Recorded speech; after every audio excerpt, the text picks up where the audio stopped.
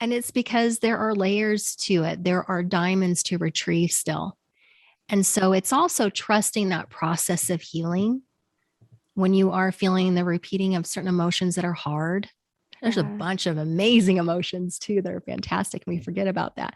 But when you're dealing with the heavy stuff, if it's repeating and it's coming back, it means that there's something that the soul wants to retrieve from that situation, from that experience.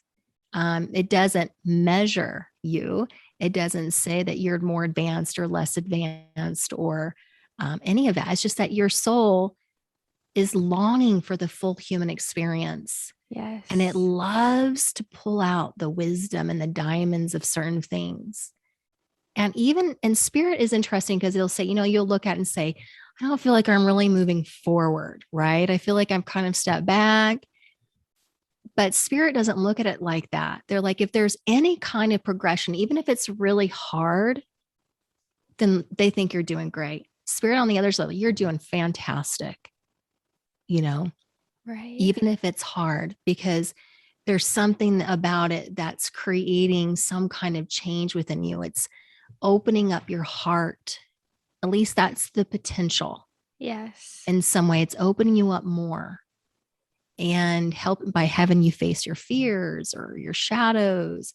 It's causing you to turn yourself inside out, to just keep opening up. Right. Yes. And spirit's like, this is fantastic. And you may be going, this sucks, but spirit's like, she's doing fantastic. You got it. They're like cheering you on. Yeah. Yeah, absolutely. Oh, that's so good. And I think knowing that we're not alone in that process, like you said, spirit is here cheering us on. Our ancestors, they see and they understand. They're aware of that heaviness, but also the joy that comes with it as well. As I love you talked about, there's so many positive emotions as well.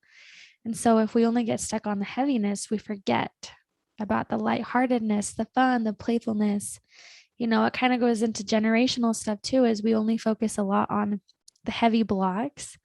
But there's also gifts that lie within your spirituality, within who you are, that come down throughout your genealogy. And it doesn't have to always be heavy. And so I love that. That compassion and stepping into that space, which we also heard that from Janelle, who, she definitely faced a lot of fears. She let go of the 3 big things in her life that were kind of what she viewed herself as and how she labeled who she was. And then she moved forward and let those things go to really listen to what it was that she came here, that her soul came here to experience. And it's going to look different. And living a heart-centered life in the Aquarian age is not going to look traditional to someone outside of who you are. They're not going to see the whole reasoning why or understand it all. But that's also part of what it means to reclaim your truth, is to live your truth on your own without having other people fully understand or fully accept it, which is scary as all get out. Trust me. I know. Yes, but it is. It's so worth it. It's so beautiful. And thank you for watching Modern Sages. Don't forget to like and subscribe to our YouTube channel. We are so grateful for your support. We have an Instagram account as well as on Facebook. We have our podcast, which is the Modern Sages podcast. And we are so excited to launch our Gifts of Spirit classes in our Modern Sages Mystery School. Absolutely. Oh, we're so excited. So we're going to link the information below in the show notes for more information about our mystery school.